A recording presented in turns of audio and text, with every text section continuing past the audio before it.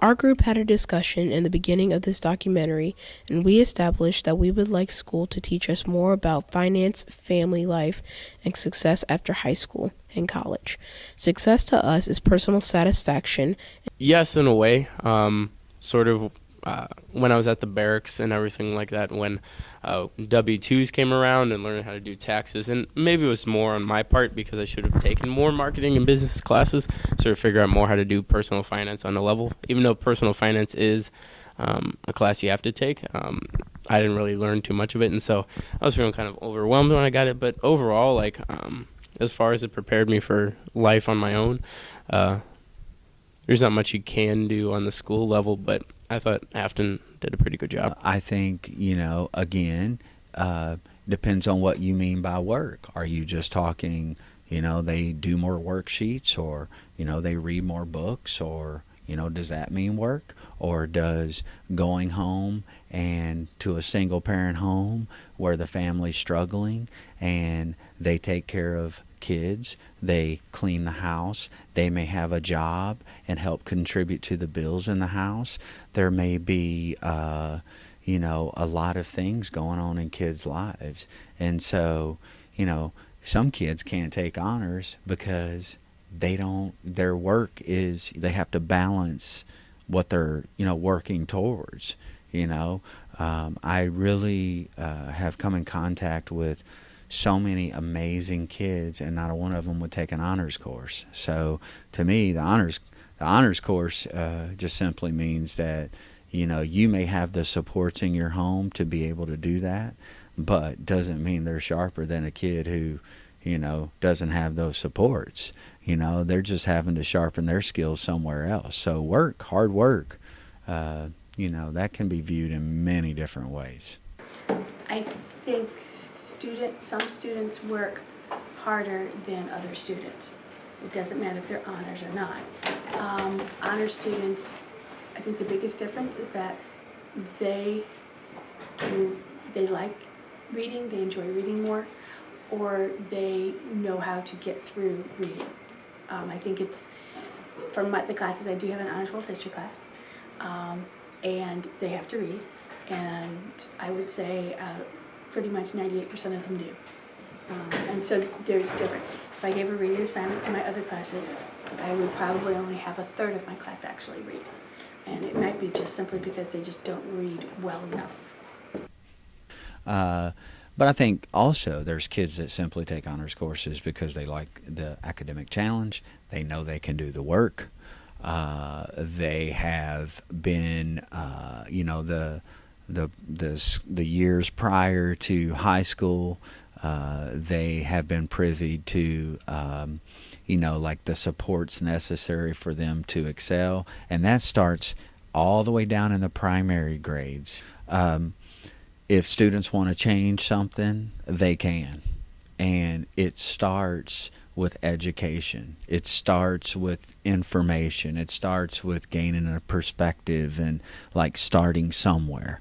And then that expands and grows you and grows your ability to kind of like problem solve and think through things as it relates to like, what people's expectations of you are. So if maybe you can't meet someone's expectation at the time, but as you're able to kind of like take in information, gain a perspective, then I think your ability level increases with that. I would have to say it's not really anything practical. It's not along the lines of science or math. It's sort of learning how to be a functional member of society. It's, in my opinion, is doing things when you don't want to do them. Our duty is to prepare all students to go to college.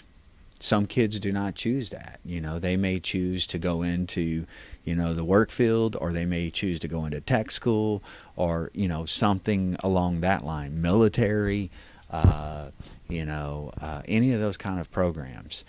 Getting kids to understand why what you are doing now becomes part of the habits that you form, how to think, okay, and how to do that with others. Because one of the most important pieces of education that you should walk away from is that you value other human beings for what contributions or maybe where they are in life, and then, come to understand what their experiences are that leads them into show up late to school every day, probably going to show up to work late every now and again. Don't serve your D-Halls, probably not going to pay your speeding ticket on time. So just having those conversations, caring to confront kids about what we know as adults because we've experienced this, what will prevent them from being successful at school. Sort of advice that I wish I would have done more is maybe ask a little bit more questions. Sometimes I just went through my everyday routine and just sat there and didn't really want to inquire about things after life. Maybe it was just a math class, but you got to realize that these people, these educators, their job is to ultimately help you all, the young people, the next generation. And so if that's answering a question about life overall, any teacher would be happy to do that. And then I sort of realized that a little bit too late, but I think that would be the best advice I could give.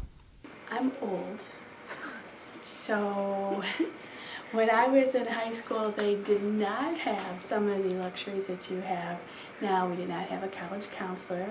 We only got to take the ACT once. There were a lot of things that were lacking back when I was in high school from what you all have now. Yes, there were a lot of things. I wish I would have known I could have tested out of classes. I wish I would have known that I could have earned credit in high school for college. Our school district didn't have those opportunities at that time, but it would have been nice to know, so we could have done something about it. We had an anonymous source at Afton High School who gave us what really happens after high school and college. He simply stated that we won't get a $40,000 or $50,000 job right out of college. He told us to go to the college that gave us the most money. He also told us that scholarships are very important. The debt that you accrue in college will stick with you for a while. He also said that your studies are correlated to your future. This anonymous source gave us the best insight by far.